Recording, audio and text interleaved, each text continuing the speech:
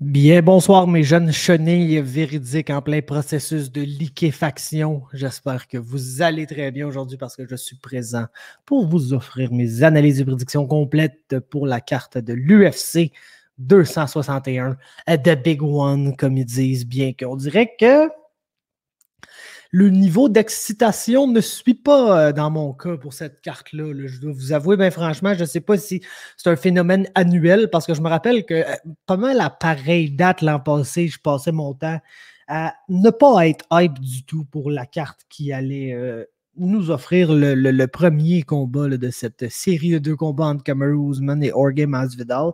Et puis, ben, c'est ça. Un an plus tard, je me trouve ici, en fait, pas plus motivé pour ce rematch et pour cet événement. Euh, pour de nombreuses raisons. Dont on va probablement parler d'ailleurs. Mais c'est ça. Je vais vous offrir mes prédictions pour chacun de ces combats-là. Il y a 3 title fights, le restant de la carte. Écoute, c'est ça l'affaire, c'est que c'est pas tant une grosse carte. C'est une bonne main card avec des noms connus. On ne sait pas si les match-ups vont tant se matérialiser, par exemple. Les prelims, c'est ordinaire. Puis plus tu descends sur les prelims, plus ça devient ordinaire. Donc, tu sais, c'est pas un méga événement super stack là, comme l'UFC nous habitue au moins 1 à 2 fois par année. Il y a 3 title fights, c'est une bonne carte, il y a des gens qu'on connaît, mais je sais pas, il manque un petit quelque chose là, selon moi sur cet événement-là pour que je sois complètement hype. Et ça va peut-être un peu avec les décisions de l'UFC récemment, je vous dirais, de first ramener. On le savait que dès qu'un État allait réouvrir au complet, l'UFC allait faire des événements devant un full crowd. Puis tu sais, ils font ça au prochain pay-per-view et tout, qui est au Texas, si je me trompe pas. Puis ensuite, ils font ça pour le Conor McGregor fight qui va être à Vegas. Puis on dirait que je suis plus confiant pour ces événements-là, côté genre public, attendance, je sais pas. J'ai comme la Floride, là, c'est tellement un esti de free-for-all, cette place-là. Puis tu le sais que, oui, là, la pandémie s'essouffle, mais on est encore en pandémie, en théorie, puis tu le sais qu'il n'y aura aucune mesure, là, aucune rien. Là-bas, c'est comme, c'est optionnel. Tu peux porter un masque si tu veux, tu n'es pas obligé si tu veux pas, puis c'est écrit sur le billet. Tu sais, en fight print, que ça se peut que tu meurs, dans le fond. Si tu atteins cet événement-là, tu pognes la COVID puis t'en meurs, ben ça se peut. Et puis, ben c'est pas la faute de l'UFC. Tu peux rien faire. Tu peux pas les poursuivre ni rien. Donc, légalement, ils ont pris leurs précautions, là, mais est-ce qu'ils vont prendre leurs précautions vraiment? Puis, tu sais, je parle au niveau des fighters. On checkait toute cette semaine la conférence de presse. J'ai l'impression que, genre, les fighters sont-tu testés encore? Ou c'est juste, il y a peut-être des gars qui vont se battre avec la COVID, genre parce qu'à toutes les semaines, il y a des fights qui pull out parce que les gens pognent la COVID. Mais là, est-ce qu'il y a même du testing, genre, dans cette fight week-là? Ou c'est juste vraiment comme tout ça n'est jamais arrivé, business as usual, on est en Floride, puis on se colle sur un masque sur les yeux pour être sûr de ne pas voir vraiment ce qui arrive. Puis en tout cas, bref, on va parler de ça, on s'en crisse, on va parler des combats. Usman Masvidal, c'est votre main event, le rematch. Et puis, tabarnouche, man. C'est bizarre, qu'est-ce qui est arrivé depuis le premier combat. Parce que, tu sais, on a Jorge Masvidal qui est arrivé, puis que sa résurrection, sa renaissance. Il a knocké Darren Till, ensuite le knockout absolument incroyable sur Ben Askren qui est historique. Puis là, il devient, tu sais, le BMF, un des personnages les plus populaires, les plus appréciés en MMA. Puis j'ai l'impression que depuis le BMF title fight, et même depuis le premier combat avec Usman, son image publique, la façon dont il est apprécié publiquement, ça a juste diminué. Puis pas autant pour moi que pour tout le monde, j'ai l'impression. Personnellement, là, si vous voulez mon avis personnel pour ce combat-là, j'espère que Kamaru Usman gagne. C'est pour Kamaru Usman que je prends dans ce combat-là. Puis pourtant, Masvidal était le combattant le plus populaire, le combattant le plus aimé par tous les hardcore fans. Là, même pas 1 an de ça. Puis c'est que ça en est passé des affaires depuis, du fait que oui, on s'entend ça, on peut pas vraiment hold ça contre lui parce que c'est presque tous les fighters d'MMA malheureusement que c'est ton fighter préféré jusqu'à temps que tu entendes son opinion sur la place publique puis après ça t'es genre oh sacrément ok c'est bon, tu penses ça toi vraiment genre puis on va avoir la chance d'en reparler là, faites-vous-en pas avec le co-main event mais non, c'est ça. Super right-wing Trump guy qui essaie de combattre le socialisme et la gauche, comme s'il y avait ça politiquement aux États-Unis, la gauche. Et puis, entraîne Jake Paul pour son combat contre Ben Askren. Fait que je sais pas, on dirait que Jorge Masvidal a un peu viré sur le dark side. Puis ça fait que, en tout cas, je prends pas pour lui dans ce combat-là. J'espère que Usman va gagner. Puis malheureusement, on l'a vu dans le premier combat, la manière de Kamaru Usman de gagner un combat contre Jorge Masvidal n'est pas le fun, là. Parce que on l'a vu dans le premier round du premier combat. Usman est un bon fighter, très bon striker, est excessivement durable. On l'a vu face à Gilbert Burns. Mais n'est pas aussi confortable que Masvidal debout. Puis on l'a vu que s'ils ont des échanges prolongés de striking dans ce combat-là, ça va être très serré. Ça va peut-être même être en faveur de Jorge Masvidal dans certains moments. Puis, on le sait, que le nouveau Jorge Masvidal, la seule chose qui a vraiment changé dans sa game, c'est qu'il est opportuniste maintenant. Là. Il saute sur l'occasion qu'il voit. Avant, il ne sautait pas sur l'occasion parce que dans sa tête, il gagnait, oui, parce que tu lui faisais pas mal. Puis il n'y a rien que tu faisais qui l'embêtait vraiment, même si tu avais du succès un peu dans certains aspects. Donc, il ne sautait pas sur les opportunités de te finir parce que là, alors, je gagne ce combat-là. Puis à la fin, il se rendait compte qu'il venait encore de perdre une split decision super louche. Puis il était mad. Puis là, il a comme éliminer ça quand il voit la chance de sauter de son adversaire puis de le finir, il apprend. Il est devenu très opportuniste. C'est ça un peu la résurrection de Masvidal. Parce qu'on l'a vu là, dans le dernier combat contre Usman. Encore très, très, très difficile pour lui de sortir de son dos contre la cage. C'est là qu'il est le moins bon. Puis tu sais, c'est Kamaru n'utilise pas encore ça pour gagner le combat. C'est un peu contre sa part parce que c'est encore sa façon claire, nette et précise de gagner ce combat-là.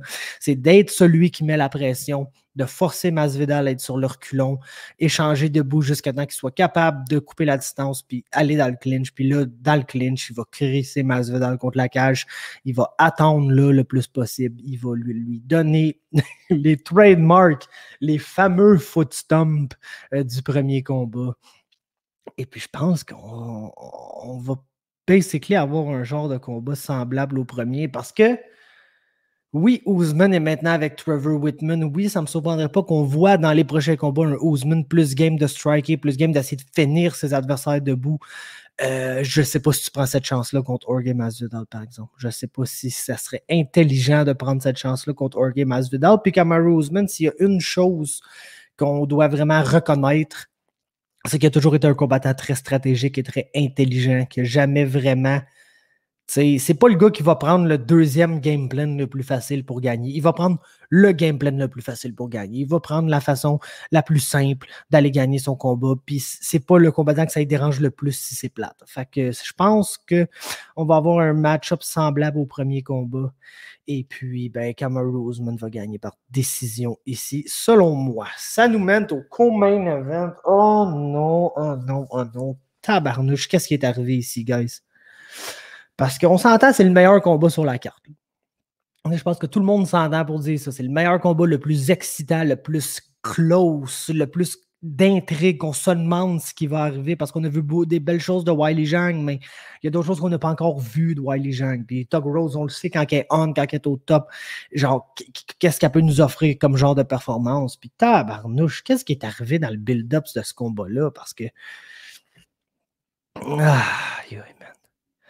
je sais que les fighters d'MMA ont besoin de quelque chose là, pour se motiver là, contre leur adversaire. Mais Thug Rose, man. Thug Rose qui a l'air plus insécure que jamais un peu dans le build-up de ce combat-là, qui essaie de se monter des histoires de... Moi, je viens de la Lituanie, puis ça, c'était dans l'URSS, donc c'était communiste. Donc là, ma famille a souffert du communisme avant de s'en venir aux États-Unis. Donc là, pour cette raison-là, je veux vraiment péter la gueule à Weili Zhang parce que c'est une Chinoise, puis en Chine, ils sont communistes. Puis, tu sais, Weili Zhang, là, elle n'a pas choisi où elle est née, elle est juste née à quelque part de deux parents chinois en Chine. Et ça fait que c'est une Chinoise, puis qu'elle aussi, elle souffre du communisme, dans le fond. Elle aussi, elle souffre du régime chinois qui, clairement, traite pas bien sa population. Puis on ne rentrera pas dans la politique internationale ici, là, mais vous le savez bien qu'en Chine, c'est pas ça à coche vivre, là, même encore de nos jours. Puis ouais, les gens, c'est juste... un produit de ça, là. C'est pas de sa faute à elle. Puis elle ne représente pas le communisme chinois. C'est pas une politicienne, c'est pas une décideuse, c'est pas quelqu'un qui a rapport dans ce qui se passe politiquement en Chine. Donc, d'essayer de se build contre Wiley Zhang en abordant cet angle politique, le communiste de genre. Puis en plus, elle aborde ça sous un angle de puis les Chinois sont super patriotiques. C'est pas toi là, qui a l'air de la classique américaine full patriotique de oh, on va péter les communistes, nanana. C'est pas mal toi qui joues ce game-là, le Tug Rose. C'est pas Wiley Zhang. Puis en plus, y a-tu une. Je le sais que c'est limité le contenu qu'on a sur Wiley Zhang parce qu'elle parle pas très bien en anglais, la petite puis tout, mais tout ce qu'on a eu la chance de lire sur elle, de voir sur elle, ça a tellement l'air d'une personne sweet et gentille, et qui n'a pas un mot à dire sur personne vraiment, puis qui est juste une guerrière, genre d'honneur, qui veut aller combattre puis défendre son titre pour montrer qu'elle est la meilleure au monde, puis ah, man, comme je vous dis, hein, quand nos fighters préférés, parce qu'on s'entend à Tug Rose, de mes fighters préférés, là, genre côté féminin, moi, c'est Joanna Jędrzejczyk, ma préférée, vous le savez tous. Puis après ça, c'est pas mal Tug Rose, là, en termes de style dans la cage, de ce qu'elle amène comme combat, de son demeanor, puis tout avant. Puis là, on dirait que ça a changé ici, puis ça fait que, man. Mais je sais pas, man. Je sais juste pas quoi dire. C'est bizarre. Puis je comprends pas pourquoi les fighters, ils font ça. Puis pour ce qui en est du combat, ben ouais, les gens vont gagner, entre vous et moi. Parce que dans le fond, je voudrais bien commencer à techniquement analyser tout ce combat-là. Puis je pense que oui, si ce combat-là se déroule debout, chose qui va probablement arriver, ça va être un esti de firefight. Ça va être complètement malade. Ça va être back and forth, des momentum swings, puis tout. Mais j'ai pas le choix de favoriser Wiley Zhang, puis c'est pour la physicalité. Parce qu'on s'entend que Tug Rose, c'est la chose qui manque. Elle est athlétique, elle est rapide, elle est bonne, elle est skilled. Là, son niveau technique debout est absolument incroyable. C'est une très bonne grappler aussi. Elle a une takedown game serviceable, mais elle s'en fout à pull guard même des fois. Là, Tug Rose, seulement ça ne dérange pas. Puis, tu sais, vraiment une bonne combattante intelligente, stratégique, dirigée par Trevor Whitman. Donc, il arrive toujours avec un esti de game plan magnifique, qui est capable d'exécuter. L'affaire, c'est que Wiley Zhang, c'est un spécimen physique. C'est un spécimen physique qui est pas ennuyé, on dirait, par rien de ce que ses adversaires lancent. Puis je pense qu'elle va juste rester là, puis manger ce que Rose a donné, puis lancer plus fort en retour, puis plus solidement, de façon plus affirmative en retour. Puis s'il y a des tie-up, du clinch, moindrement du grappling dans ce combat-là, j'ai l'impression que ça va être difficile pour Tug Rose d'essayer d'amener Wiley Zhang où elle la veut. Je pense que ça va être plus facile pour Wiley Zhang de juste être la grosse brute physique qu'elle est, puis de peu rougher Tug Rose là, dans ces éléments-là. Donc j'ai l'impression que ça va être un combat qui va aller en faveur de Wiley Zhang. Puis l'affaire vraiment intéressante là, dans ce combat-là, c'est que, puis c'est les gars de Bloody Elbow là, qui notaient ça dans le preview que j'écoutais, Tug Rose, c'est la genre de combattante qui va dans son coin, qui sort de son coin super confiante, puis qui commence le round en pleine confiance, puis plus le round avance, plus il se passe des choses qui sont un peu en dehors de son game plan, puis qui fait que plus le round avance, plus on dirait qu'elle perd confiance dans le round. Donc, Tug Rose est vraiment quelqu'un qui a des bons débuts de round, puis des moins bonnes fins de round. Wiley Zhang, c'est absolument l'inverse. C'est une fille qui va, on dirait, commencer ses rounds un peu plus slow. Puis là, quand elle se rend compte après 2 minutes, hey, je pense pas que je gagne ce round-là finalement. Mais là, elle turn up la machine, puis elle a vraiment des très bonnes deuxièmes parties de round généralement. Donc, ça pourrait très bien être un combat où Tug Rose gagne les 4 ou 5 premiers débuts de round, puis Wiley Zhang gagne les 4 ou 5 fins de ronde, puis qu'on se demande comment tu scores ça, puis comment tu scores ça, puis comment tu scores ça. Fait que ça pourrait être un combat assez difficile à scorer. Moi, je pense que Wiley Zhang va la finir, honnêtement. Je pense que dans les derniers rounds, la physicalité de Wiley Zhang, le fait qu'elle frappe tellement fort, puis qu'elle est tellement raide, puis qu'elle est là, elle est dans ta face pendant 25 minutes. On l'a vu contre Joanna. Si elle est capable de garder cette pace de débile mental-là contre Joanna pendant 25 minutes, elle peut faire ça contre n'importe qui. C'est pas compliqué. Donc, je m'inquiète pas. Est-ce que Wiley Zhang va ralentir? Est-ce que Wiley Zhang... Ça n'arrivera pas. Donc, le fait d'être grosse, d'être physique, de faire mal, de frapper fort, puis d'être dans face à Tug Rose pendant tout le combat, je pense que ça va donner un TKO pour Wiley Zhang à quelque part au 4e round. Ensuite, Valentina Shevchenko, Jessica Andrade. Et puis, il faut que je vous le dise, moi, personnellement, Valentina Shevchenko, il n'y a pas vraiment aucun combattant que je trouve plus boring que ça dans tout l'UFC. Genre, il y a beaucoup de gens qui n'aiment pas les combats où, tu sais, ça clinche beaucoup dans la cage, puis ça grapple beaucoup. Quelqu'un va aller chercher un takedown, puis il va garder le top control, puis va contrôler pendant 15 minutes. Les gens n'aiment pas vraiment ça, ces genres de combats-là. Moi, le genre de combat que je déteste le plus au monde, c'est une counter-striker qui ne veut pas lead sous aucun prétexte. Puis ça, c'est exactement Valentina Shevchenko. Valentina Shevchenko va être la personne qui va toujours laisser l'action venir à elle, puis qui va essayer de répondre aux actes de son adversaire et dans le but de contrôler le combat. C'est une control fighter, autant debout que son contrôle. Qu'est-ce qu'elle contrôle? C'est la distance. Dans le fond, c'est une maître pour contrôler la distance entre elle et son adversaire. Puis toujours rentrer, lander ses attaques, puis sortir pour s'assurer d'être dans un reach où son adversaire ne pourra pas la toucher. Et puis, si ça ne marche pas, puis on le voit de plus en plus dans certains derniers combats, tellement que je pense que ça devient pas mal la pièce centre de sa game, c'est les takedowns. Si Valentina Shevchenko n'est pas capable de te garder à une distance qui est raisonnable, elle va switch son level, elle va te sauter dans les jambes, elle va te take down, puis là, au sol, elle va se mettre dans ta garde ou en half guard, puis elle va te contrôler là. Puis oui, elle va lander un peu de ground and pound pour rester active, pour garder la position, mais c'est pas quelqu'un qui essaie de tant avancer la position. C'est pas quelqu'un qui essaie de tant faire rien d'autre qu'être en contrôle pendant 25 minutes. Puis si son adversaire va assez à elle, puis la force assez à se battre, ben là, elle se bat, puis tu vois qu'elle est assez incroyable, merci. Mais si son adversaire ne la force pas à se battre, c'est pas une combattante qui va vraiment se battre.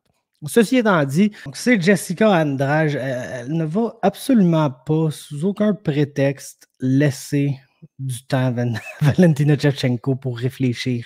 C'est The Female John Lineker. On s'entend, cette fille-là va avancer, va mettre beaucoup de pression, puis va lancer des combinaisons body-head. C'est ça qu'elle fait. Quand ça ne marche pas, elle clinche, puis elle essaie de surtout prendre un gros single leg, puis te lever, puis te slammer. Puis si t'es grosse, puis tu prends une Kimura, va te slammer sur ta tête, puis te tuer. Si tu fais pas ça, ben, elle ne va pas slammer sur ta tête, puis te tuer, mais définitivement est une combattante qui va essayer de t'amener au sol pour continuer là, son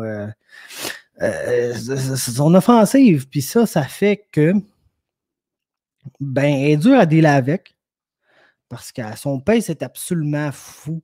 Puis c'est pas quelqu'un qui ralentit non plus ça dans ses combats. On le voyait contre Tug Rose, le rematch, probablement si c'était 5 rounds ce combat-là, on allait voir le Jessica Andrade un peu take over dans les derniers rounds parce que Rose semblait ralentir dans ce combat-là, semblait peut-être un peu moins en mesure de gagner. Et puis genre, je pense que, ben, en fait, je pense pas. Je sais que Valentina va gagner. Je sais que Valentina va gagner. Je pense qu'elle va finir Andrade. C'est ça que je m'en allais un petit peu. Je pense que Jessica Andrade, s'il y a une combattante qui va forcer Valentina à se battre, qui va forcer Valentina à nous donner un combat qui va être entertaining, c'est Jessica Andrade. Puis oui, elle peut être tricky pour quelqu'un comme Valentina, qui aime vraiment pas se retrouver dans des échanges. C'est quelqu'un qui déteste se retrouver dans des échanges où il y a des punches qui fly des deux côtés. C'est Valentina Shevchenko. Elle est habituée de lander ses attaques, sortir, ne pas être touchable en retour, puis vraiment commander le range comme ça. Puis Jessica Andrade, peut-être qu'elle réussira pas à couper cet aspect de la game-là de Valentina. En fait, fort probablement qu'elle réussira pas.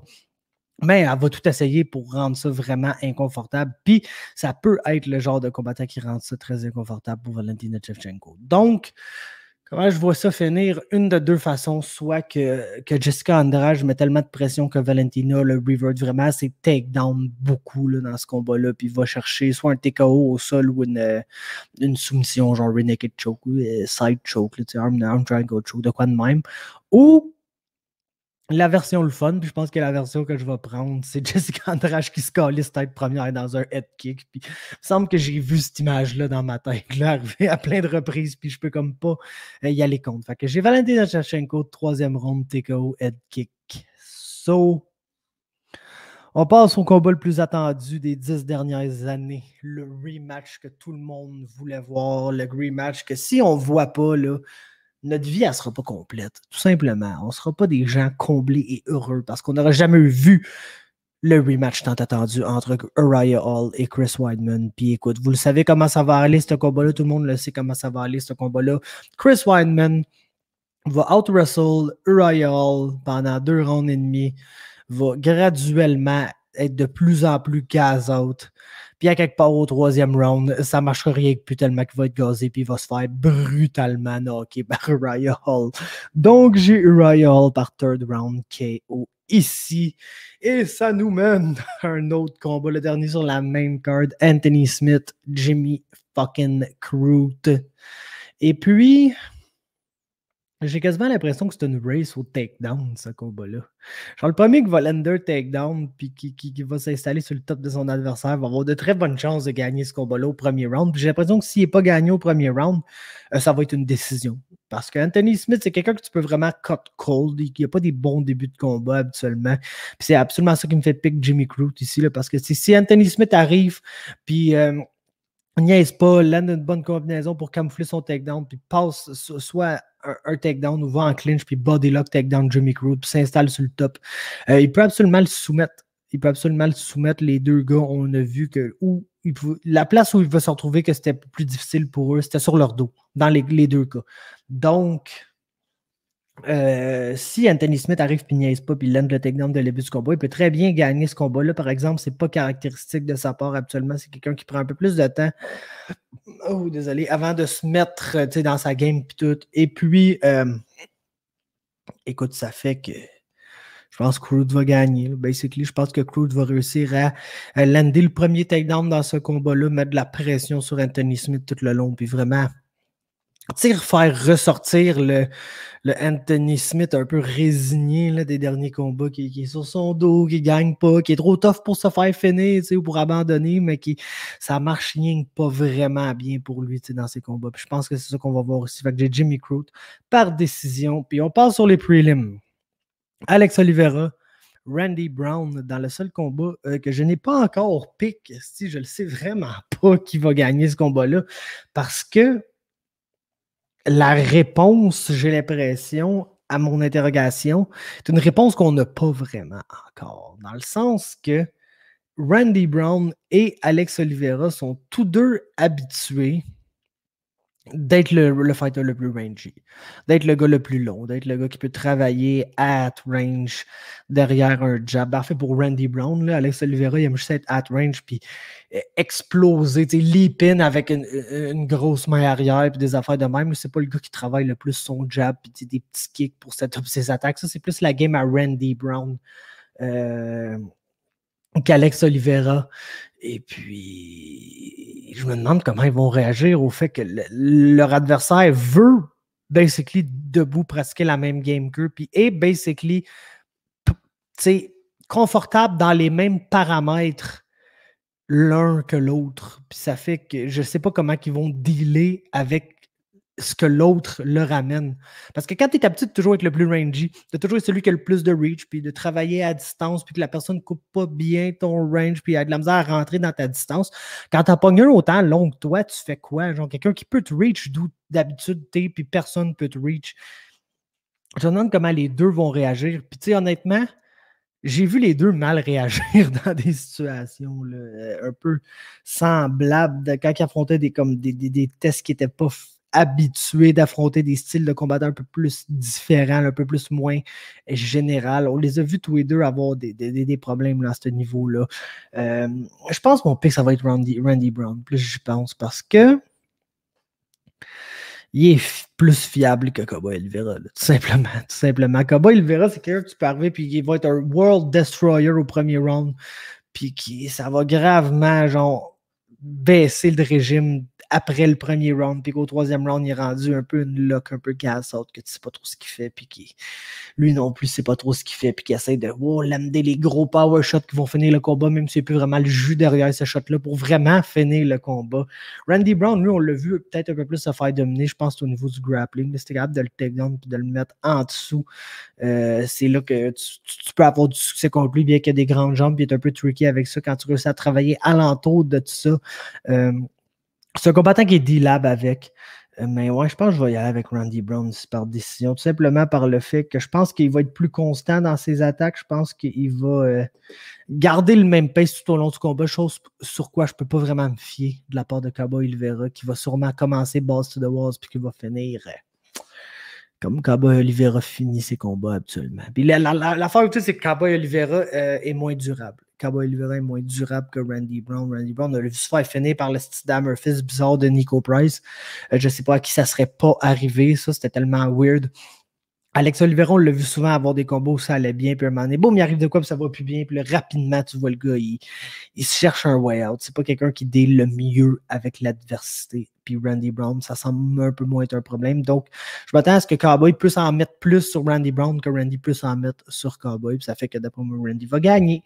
Ça nous mène Dwight Grant, Stephen Sekulik, si Dwight Grant se bat bien, va absolument gagner ce combat-là, peut même le finir au premier round, va avoir un immense avantage de range sur son adversaire, va être plus athlétique, plus explosif, plus puissant que son adversaire.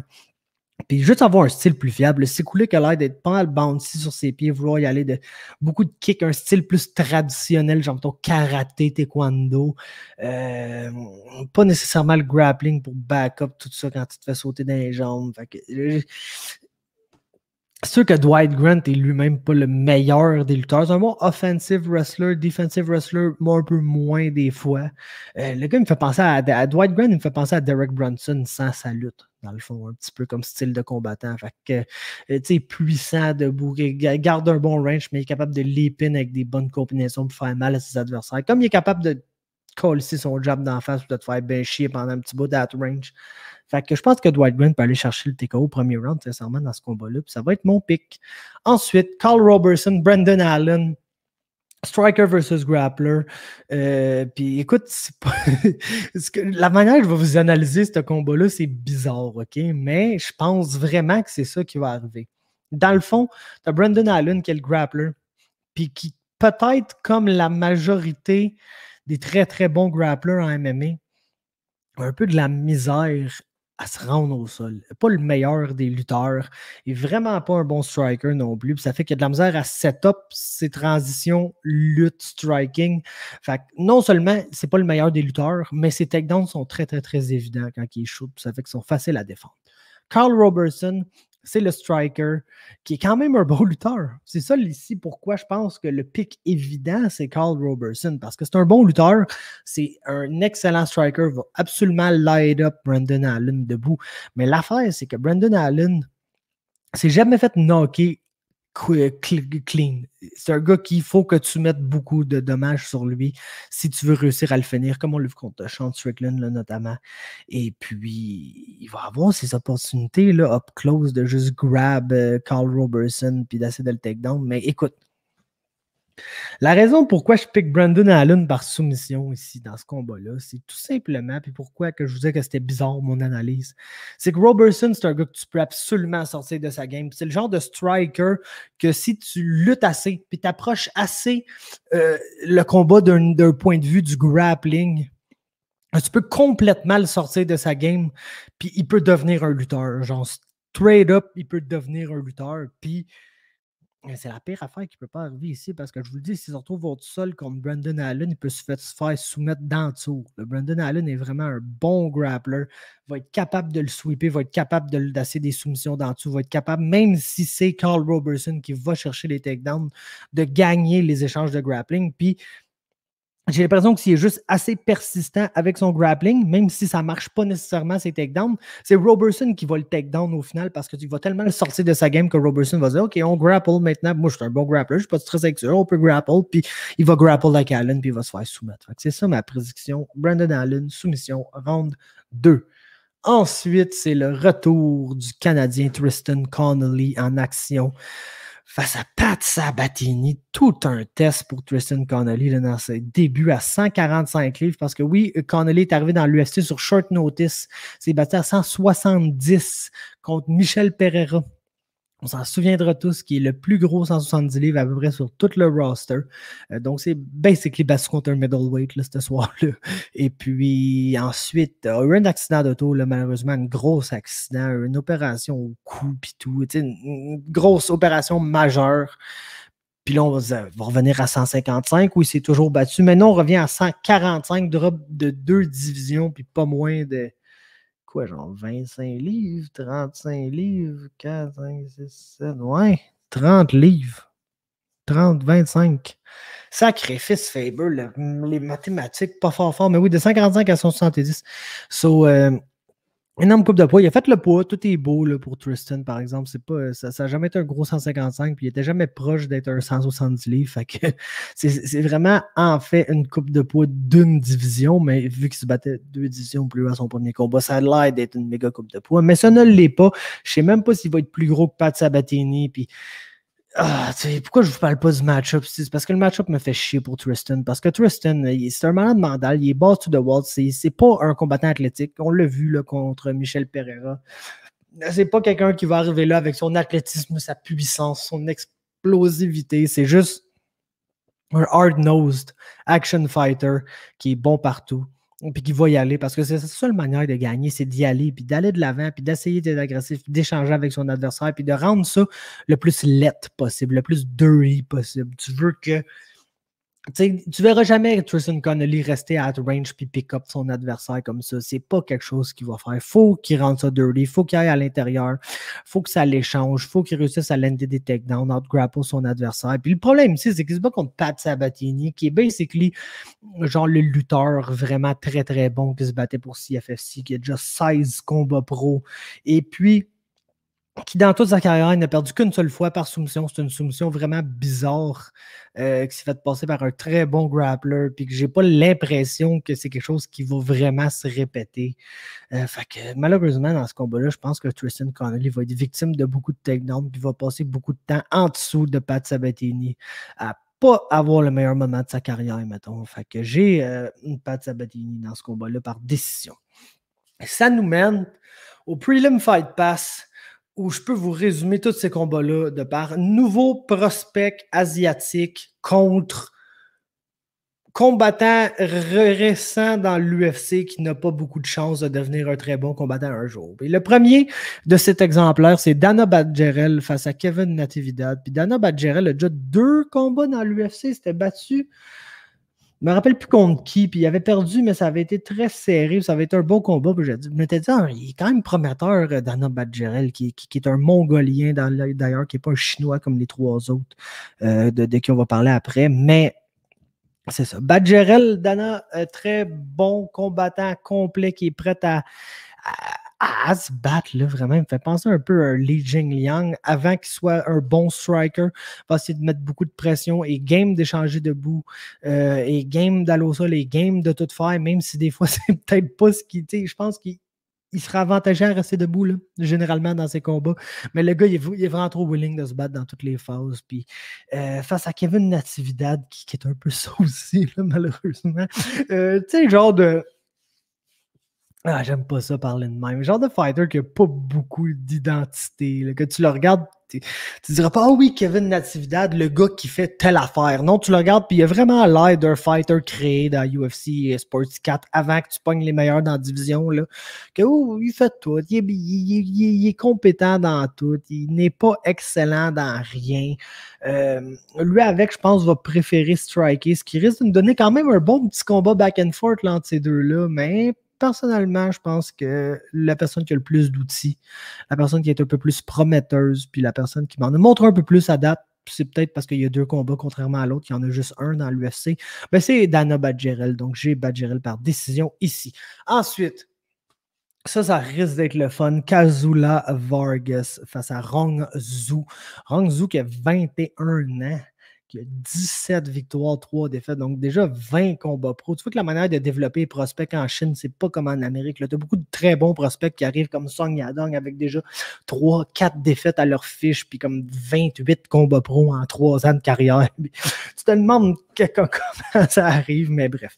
Rong Zhu, ça fait un peu penser à Song Yadong, peut-être un petit peu moins athlétique que lui, ce qui n'est pas grave. Tu peux être très athlétique tout en étant moins athlétique que Song Yadong. Là, on s'entend que c'est un des freaks là, dans l'UFC, le côté spécimen physique. Mais je te dirais que c'est la version vraiment très kickboxer de Song Yadong. C'est pas quelqu'un qui aime tant se battre au sol, même si des fois on va le voir aller chercher des takedowns, puis tout, c'est pas le combattant le plus à l'aise, là. C'est pas le combattant qui, s'il se retrouve dans des échanges de grappling prolongés contre un meilleur grappler que lui, va complètement se mettre dans la merde. L'affaire ici, c'est que ça ne devrait pas tant arriver contre Kazula Vargas parce que Kazula Vargas, c'est un autre complet malade mental, un action fighter absolument débile qui, oui, va lander des takedowns, mais va lander des takedowns genre par principe que c'est quelque chose qu'on fait en MMA généralement. Genre, on va pas lander des takedowns parce que ça va l'aider à gagner son combat ou parce que c'est l'ajustement stratégique à faire dans ce moment-là. Non, non, ça va vraiment être random, va arriver avec une combinaison, puis il va shoot un takedown après sa combinaison parce que c'est ça qu'il a drillé dans le gym pendant des mois, basically. Puis même si c'est pas à son avantage de se retrouver au sol, il va aller au sol, puis il va essayer d'être autant un malade mental qu'il est quand il se bat debout. Donc, je pense que ça va être un bon combat. Je pense que c'est clairement l'avantage du Chinois, le Rongzhu, qui est beaucoup plus droit dans ses techniques, beaucoup plus beau, beaucoup plus fluide. Et puis que, tu sais, Vargas pourrait rendre ça intéressant avec une coupe de takedown. Je ne sais pas s'il y a le grappling pour vraiment faire compter son grappling dans ce combat-là. Donc, j'ai Rongzhu par décision et ça nous mène à un autre très bon combat. Aori Kileng, Jeff Molina. Et puis ici, c'est tellement un combat que je piquerais en faveur de Molina dans toute autre division, mais c'est un combat flyweight. Puis Jeff Molina, c'est un gars de Glory MMA en plus. Fait que, James Krause, ça nous amène vraiment des bons combattants après avec des game plans qui sont efficaces dans tous les aspects de la game. Mais comme beaucoup de ses compatriotes de Glory MMA qui sont plus des vétérans, Jeff Molina n'est pas un très bon athlète. Puis j'ai l'impression qu'à flyweight, c'est la division où ça passera pas. T'sais, dans beaucoup de divisions, tu peux arriver et ne pas être un excellent athlète, mais d'avoir une belle game stratégique et bien organisée qui un aspect va te mener à l'autre aspect qui va te mener à l'autre aspect, puis que tout ça coule bien un dans l'autre pour créer un beau tout complet qui fait de toi un bon combattant complet difficile à affronter, même pour des gars très athlétiques et très dangereux. À flyweight, tout le monde est hyper athlétique, tout le monde est une machine à scramble, une machine à lutte, une machine à rapidité, une machine à pace, puis à pousser un pace complètement ridicule puis lancer beaucoup de volume sans ne jamais se fatiguer. Puis c'est comme ce petit côté athlétique-là qui a fait que Molina va avoir de la misère à suivre. Basically, il va avoir de la difficulté à suivre dans cette division-là. Puis c'est plate parce que je ne le vois pas vraiment se battre à 135 livres non plus. Il ne sera vraiment pas assez gros pour cette division-là. Puis Aori Kileng, lui, il y a toutes sortes d'autres problèmes qui sont plus de nature John Lineker-esque. Le gars va absolument défendre tous les coups de poing avec sa face pour essayer de t'en lancer des meilleurs. Puis, selon moi, ça sera un problème dans beaucoup de combats, même à flyweight, parce que tu as, comme je l'ai dit, de très bons athlètes qui sont capables de te counter solidement, puis de te faire très, très mal sur le counter, puis de te faire compter le counter. Dans ce combat-là ici, cependant, j'ai aucun doute que Molina va counter Quileng. Je pense pas qu'il va réussir à faire compter le counter. Je pense pas qu'il va y faire mal.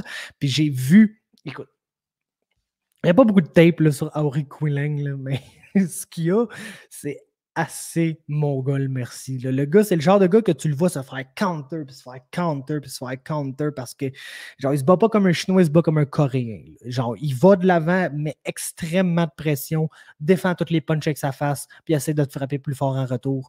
Puis, dans la majorité des combats que j'ai vus, ben, ça a marché pour lui. Fait que j'ai de la misère à voir Jeffrey Molina réussir à gagner ce combat-là, malheureusement. Donc, j'ai Quileng par décision. Ça nous mène au dernier combat de la soirée. Liang Na, Ariane Carnel aussi. Puis si Na, ben, j'aime beaucoup Liang Na parce qu'elle s'accroche la pull guard, elle essaie des armbar dans dessous sans arrêt. Mais c'est pas une game, on l'a vu là. On a vu les Maria Agapova puis les Julia Storliarenko, comment cette game-là ne marche juste pas dans l'UFC. Fait que je m'attends pas à ce que ça marche pour Liang Na non plus. Surtout contre Ariane Carnel aussi, que c'est bizarre parce que t'as Na qui c'est un combat à 115 livres, ça. Puis t'as Na qui se battait souvent à 125 livres, puis qui va être la combattante là, de 5 pieds 9, vraiment grande, puis qui va avoir la plus grosse des deux. Mais quand tu regardes le style de combattant, la combattante qui se bat comme une grosse combattante physique et athlétique, c'est Ariane Carnel aussi. Là. Puis je la vois très mal tomber dans le game de Liang Na, puis juste ah ouais, c'est bon, tu veux pull guard, puis essayer des armbars, vas-y, essayer des armbars jusqu'à temps que tu me pognes. Ça me surprendrait bien gros. Je pense que Na va se retrouver beaucoup debout debout dans ce combat-là, puis c'est de là qu'elle ne gagnera pas. Fait que j'ai Carnella ici par décision. Et puis, ça va conclure mes analyses et positions complètes pour la carte de l'UFC 261, pour laquelle, peut-être après en avoir parlé, je suis un peu plus hyped qu'au début, mais quand même, une carte modérée, je vous dirais. Fait que laissez-moi faites-moi part de vos commentaires, c'est-à-dire dans les commentaires, parce que c'est à ça que ça sert, la section des commentaires, c'est pour faire des commentaires. Donc, faites vos commentaires. Laissez-moi un like, abonnez-vous à MMA Talk sur toutes les plateformes et on se parle une prochaine.